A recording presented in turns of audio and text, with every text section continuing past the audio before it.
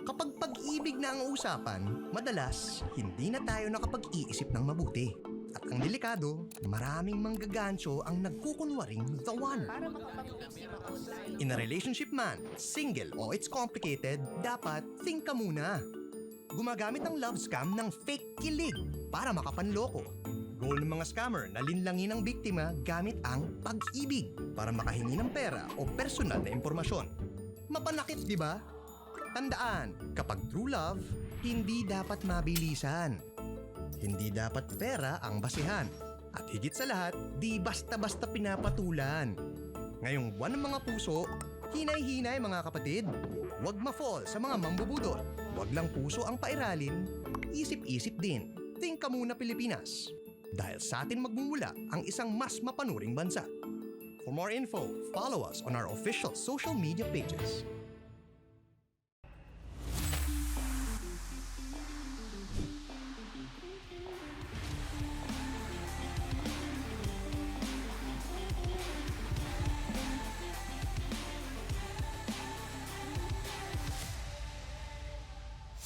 Hindi lang daw ito tungkol sa pera. Minsan daw marami daw nasa-scam sa puso. Again, this is Aidan Araneta and this is Unfiltered. Kung last time we asked you, think ka muna. Ngayon, we'll ask you why. From fake love, bogus investments, to identity theft, these are the scams destroying lives in silence. Ngayon, kasama pa rin natin si Attorney Charles at si Sir Mon para pag-usapan natin to. Thanks for having us again, Yes. Ay, Adrian. maraming salamat ulit. Thank you po. May ask lang po ako, Sir Attorney. Na-love scam na po ba kayo? Thankfully, hindi pa naman ako, personally, no? Gawa ng, okay naman tayo pagdating sa love. Hindi tayo usually masascam. Kasi pag sinabi mong love scam, ang binibiktima, ang nabibiktima usually is yung mga Naghahanap. single. Yan. Single and ready to mingle. Ready to mingle. Diba? Okay, so, merong nabalita, siguro, this was several months before kami nag-launch ng Think Ka Muna last year, nabalita tayo sa buong mundo na meron daw dozens, if not 100 Filipinos that were rescued. Kasi, ito lang, just to give a backgrounder kung bakit merong love scam. Kasi, merong mga grupo na organized scammer. At the same time, meron ding mga tao na napipilitan na maging scammer. Scammer. Sila yung sila yung pinangakuan ng trabaho somewhere, tapos wala pala. Imbis na yung trabaho na ipinangako sa kanila, maging mang-scam ka. Yun yung pinapadala sa kalaban. ibang bansa. Yes, so meron tayong mga ganyang challenge, no. Actually, part of the reason why I think Ka Muna Pilipinas is here is because talagang laganap yan dito sa Pilipinas. Sa lakas na lang natin mag-cellphone, Sermon, di ba? No, that's definitely true. Go ahead. Kasi yung sa sa dami ng oras na Google natin sa cellphone, na yun ang pwedeng diretso sa yung Rekta sa akin eh. diretso. Nasa kamay mo. Dala-dala mo ito all the time. So, yun ang problema. Yun ang challenge. Yes. So start muna tayo sa love scam. So paano nagsa-start tong romance scam daw nila, tinatawag nila, or love scam? Well, iba-ibang klase yan, di ba? Merong love scam na talagang, kumbaga, pag-ibig ko no ang sadya. Yung iba naman ay love scam, pero ang pera ang habol. Pera. Kasi in love ka na eh. No? Na, kailangan ko ng pera. Pwede mo ba akong tulungan muna? Meron bang meron bang specific scenario na nangyari to? Na Naku, napakaraming Madami. ganyan na nangyayari. Na, yun mag-meet sila online, no? Tapos, unti-unting nahuhulog yung kalooban niya dun sa isang tao na hindi pa niya nami-meet. parang usually nangyayari po ba to, sir, kapag yung mga afam daw, no? Mga ganyan? Or ang mga kwento naririnig namin is yung kinuwento sa atin recently, nag-resign siya sa trabaho. Dahil susunduin na niya yung kanyang girlfriend na foreigner, na is presumably white. right? Na matagal na silang magka-text. Na kinukwento sa atin. Driver ito. Yung Oo, pinag-uusapan yung namin. driver. Yung driver ng isa naming kaibigan. So, nagkukwentuhan kami. Sabating ka muna. Oo, yung driver ko, nagkaganyan din. Nag-resign ba naman sa trabaho? Dahil nga, laglag na yung damdamin niya. Hindi, Buong buo. ang usapan na niya sa kanyang shota na Amerikano ata. No? Pupunta na yung babae dito sa Pilipinas. Nagpaalam siya, umalis siya dun sa tinatrabahuan niya kasi susunduin na niya yung kanyang girlfriend sa international airport. Tapos na-scam. Eh, dun lang niya nalaman na, wala pala. Tapos doon na natapos yung kwento. Usually, di ba, nagsistart to sa mga dating apps, no? I would not know either way, but then... No, that's one area. What's But one way to Marami start? doon naloloko talaga eh, di ba? Personally kasi ako, I use dating apps. Sigurado kang hindi ikaw yung nanloloko? Naloko. Naloko. Okay. Ikaw palang dapat I stand interviewin corrected. namin. Hirap na. Kasi nga, there's thing called na catfish, di ba? Catfish. Na ang ganda-ganda nitong tao to sa picture, tapos biglang iba pala yung mukha niya sa picture, di ba? Nakipag-date na ako once lang sa BGC pa nun eh. Tapos parang, okay, tuloy na lang natin to, let's have a date na lang. Di ba? Kinita Para mo. Respeto na lang din. Okay. Tapos ayun, after nun, tapos na. Wala nangyari. Hindi, pero Thank you. nagkita talaga kayo. We became friends naman. Okay. In that scenario, totoong tao talaga yung kausap mo, di ba? Walang panlilin lang na nagawa, at least on a scam perspective. No? Hindi ko alam kung anong ibang panlilin lang ang involved when it comes to love. Ano? At the same time, alam naman natin, pagdating sa pag-ibig, lahat hahamakin. So that is the emotional trigger, that is the psychological trigger na tinitake advantage itong mga mandurugas na to. The other thing is, I'm sure nabasa mo yung akala niya, there's this unfortunate lady na akala niya na matagal na silang magka-text ni Brad Pitt. Alala mo yun? Balitang-balita yan. So that's an extreme case also. And when situations like that happen, the easiest thing to do is to judge the person. Sabi mo, sana nag-isip-isip ka, 'di ba? Pero at the same time, there's also a duty of care. Meron tayong kakayahan na maging mas malasakit doon sa tao na 'yon, na nalinlang kasi Yung choice of iba words mo, talaga, paano mo iba sasabihin talaga sa pag kanya. tumibok eh. Kaya sabi, 'di ba, wag puro puso, kailangan isip-isip din. Isip din. Kasi usually, to point of Charles, ang nata-target dyan ay yung taong meron ng vulnerability. May problema sa buhay. Okay. Sabihin, nawalan ng trabaho or frustrated sa kanyang yung status niya ngayon. Or yung may namatay na na dating kamag-anak niya or yung ganun ba? Some people in some kind of emotional distress. Yes. At yun ang ini-exploit. Kasi kung walang ganong opening, madalas hindi ito matalab eh. Talaga. Pero kung merong vulnerability, ay nako, kung ano nang pwede mangyari dyan. Kaya dyan minsan nagkakaroon nga yung sinasabi ni Charles, napakabobo naman, bakit ka kumagat doon? Lalo na ngayon, sir, na marami naghihingi ng pera. Isa pa yun.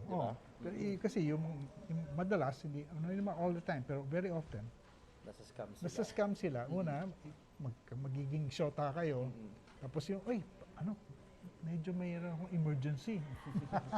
Kailangan na ganito, ganyan. Parang- Hospital si ganito. Parang sige, Pwedeng pasend sa pwedeng mag-meet na transfer. tayo on Monday, but bago tayo mag-meet, kailangan muna, siguro pahiram muna ako ng Kasi konting kailangan ko pera. ng bayaran eh. Tapos Yung- lock agad, di ba? That's scam, yes. Love scam nga. Yan ang mahirap ngayon sa generation ngayon. Mabilis tayo maniwala sa lalo na pag pinapairal natin ang puso kaysa sa isip natin. Yung nasan yung t-shirt mo? Ito. Ayan. Wag puro, teka, kailangan ko Tumayo ka. kailangan ko i-demo na maayos. Saktong-sakto. Wag puro puso. Baliktad. Isip-isip din. Yeah. Okay? So ano tayo? No, pero hindi Isa biro tayong yun. mascot. Kasi hindi naman pwedeng sabihin na wala kang puso. Kawawa ka naman kung wala kang puso.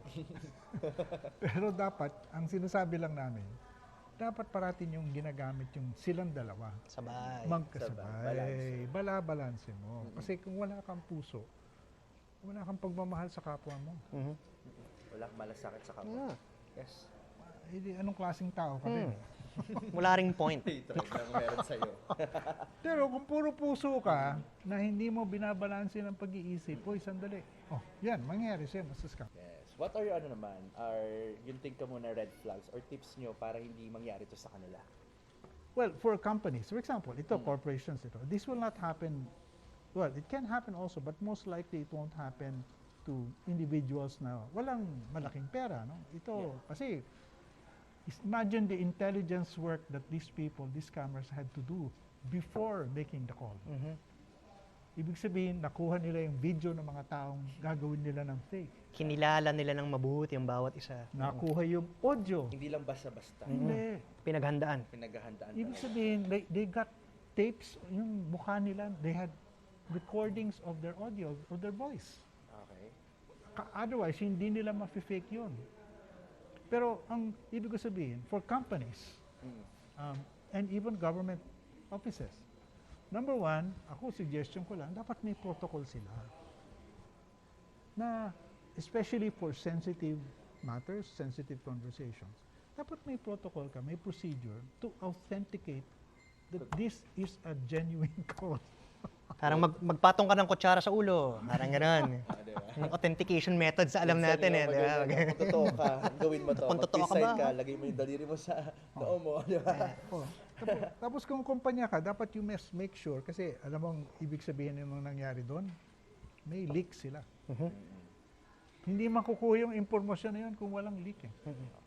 So if you're a company, you should be very conscious about, making sure that these kinds of leaks do not happen. Or kung mangyari, madidetect siya. Yeah.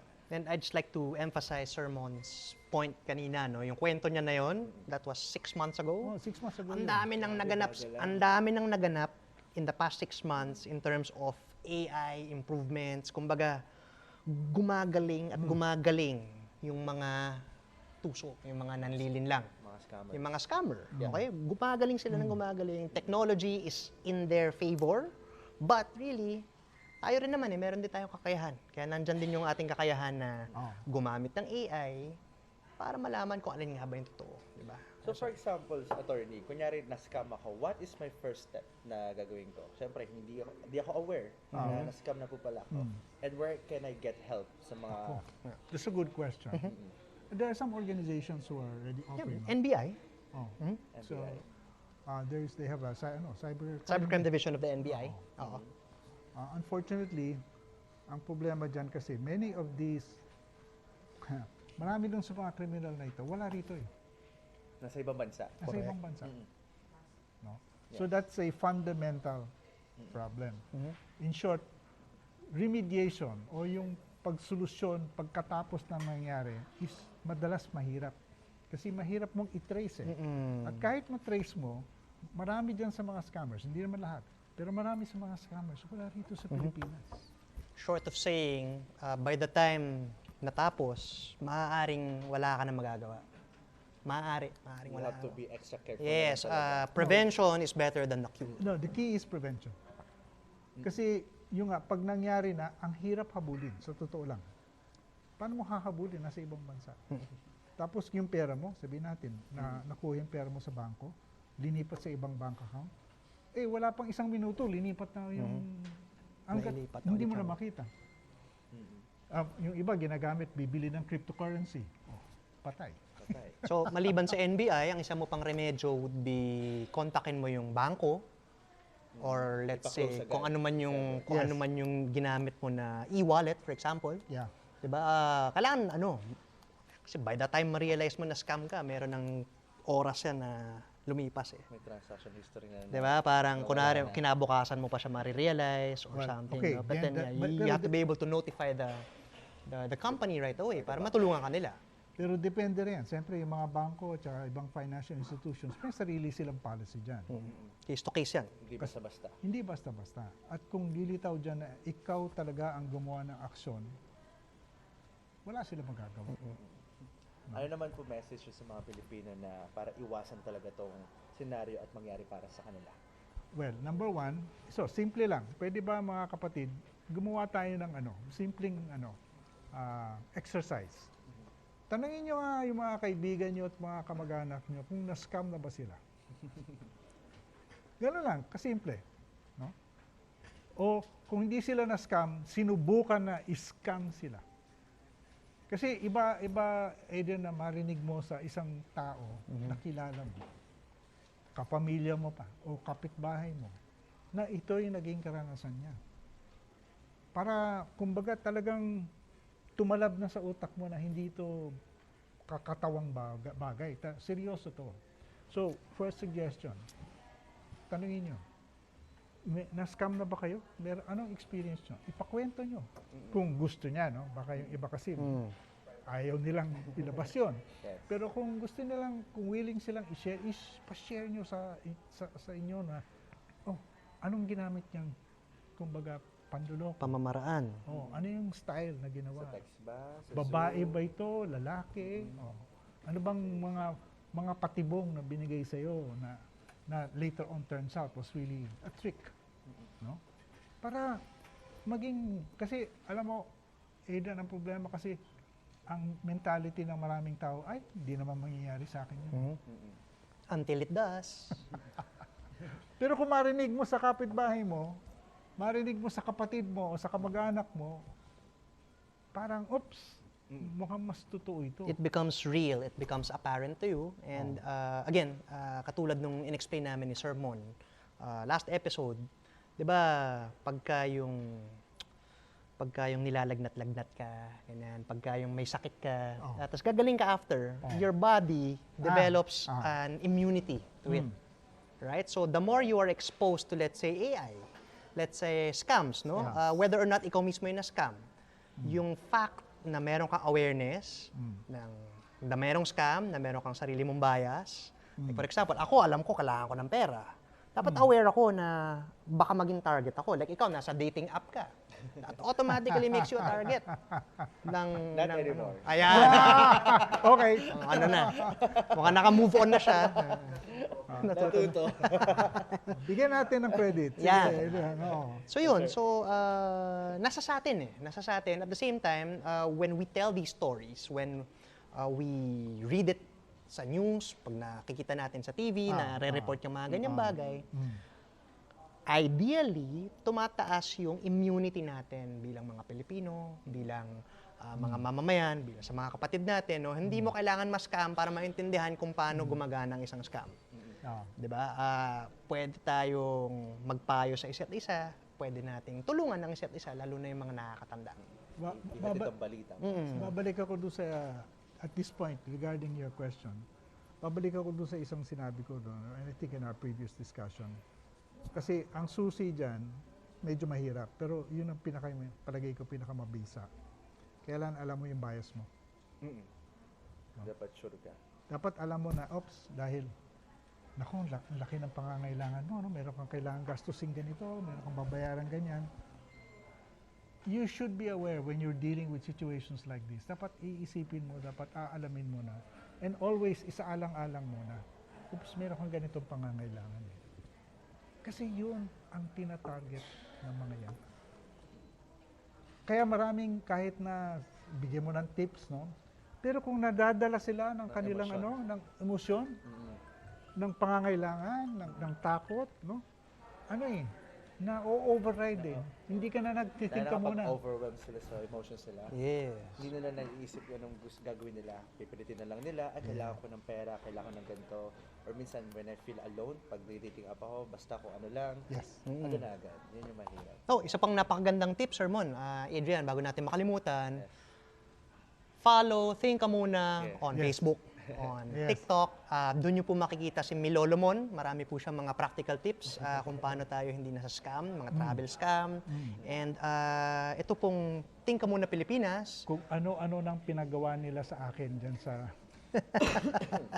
So makikita nyo po doon yung pinamalas na talento ng ating si Sir Mon Esberto. No? Okay. Masayo ka ba sa TikTok? O ano? Hindi ko sasagutin. Secret. Tingnan nyo na lang at i-follow. Kailangan nyo makita for yourselves. No? So, nagsisimula pa lang po kami Isang taon pa lang itong ating campaign, a little over 1 year, ano? But then, gusto po sana namin maging part ng DNA ng bawat Pilipino. Kasi sa ngayon, sa totoo lang, no, guys, I have to say this out loud, medyo masama ang kalagayan ng Pilipinas when it comes to disinformation, when it Fake comes news. to the level of MIL awareness here in the Philippines. Kaya tayo nandito, gusto nating mapalaganap yung salitang MIL, pag salitang think ka muna. Kasi pagka na-encourage natin ang isa't isa na mag-think ka muna, tumatatag tayo as a people, no? as a nation. Asa, Hindi, just dagdag lang. Yung mga Gen Z dyan. Tulungan nyo yung mga lolo't lola nyo, yung mga Yes, tatay at totoo, nanay totoo. nyo. Mag-usap kayo para matututuhan nila kung paano ba tumatakbo itong mga scam na ito. Okay? Yun lang po. And aside from that, as a content creator, paano kunyari I want to be part of Think Ka Muna? Paano po yun? Ay! For example, maraming gusto, mga nanonood or gusto nakikinig, I want to be part of Think Ka Muna. How can they help or how can they parang volunteer to your... Okay. Yeah. Okay. Alright. Now, let's start muna with please go regularly to the social media pages ng Tingka Muna. Kasi nandun yung mga materyales eh. Yes. We release them regularly. At sa hinaharap, doon din namin i-announce kung meron kaming gustong activity na gawin. No? So, kung gusto niyo sumali doon sa mga projects na yun, we'd be happy to have you. For sure, nagko-conduct kayo ng mga talks, di ba? Yes, Yes. Yan, sa mga marami- eskwelahan, etc. Oh. But then, really the most practical piece of advice that I feel we can give right now is gamitin natin yung salitang think ka muna in our everyday conversations. Paalalahanan natin ang ating mga magulang, ating mga lolo-lola, tito-tita, think ka muna. Kasi alam na natin madaling magets eh. Yes. Think ka muna. Think ka muna. Think Ka Muna. Tsaka, total, si Ed raised the subject in the first place. So, dapat sumama ka na sa... I will love to. okay. Yan. Kasi I believe whether you have big or small platforms, your voice matters talaga. Correct. Yes. Oo. Kasi Totoo kahit- yan. kahit Totoo you yan. have 10 Tumpak. followers or true followers, kahit isa dyan, baka merong naniniwala sa fake news or naniniwala sa mga... Oh, dahil dyan, bibit-biting ka na namin everywhere. Kaya parang si Tara Boss na, Ron. boss. Halika na. Halika na. Anong 10 followers? 10 million siguro, no? Ay, hindi, wala yun po, sir. Kaya ayun, maraming pong salamat, Attorney Charles and Sir Mon, for taking time and effort na pa malaman ang Think Ka Muna. Yeah. Thanks for having us, and Yes, we will gladly be part of your show again sometime in the Thank future, you. no, Adrian? For And, sure. Thank you po. thank you for also, kasi sa ginagawa natin to, advocate ka na rin eh. Yes. Nakatulong ka na doon sa lahat ng mga nakakapanood ng Basta episode natin. tuwi-tuwi na, pag in the appropriate occasion, banggitin mo rin. Think Ka Think Muna. ka muna. Mag-think ka muna. Think ka muna. Looking forward to work with you soon. So, sana. Sige po. Thank So, you. yan. So sa panahon ngayon kung saan lahat may access na ng internet, lahat ay may responsibilidad na, 'di ba? Tama naman po Correct. yun. Yes. So we are no longer just users. We are gatekeepers of truth. And every time we pause, verify and choose to think ka muna, we help to protect our community. Yan. Para sa isang mas mapanuring bansa, think ka muna, Pilipinas! This is Unfiltered. Again, my name is Adrian and now you know better. Thank you so much, sir. Thank you again. Thanks again, Attorney. Adrian. Thank you po. Thank you, thank you. Thank you, sir.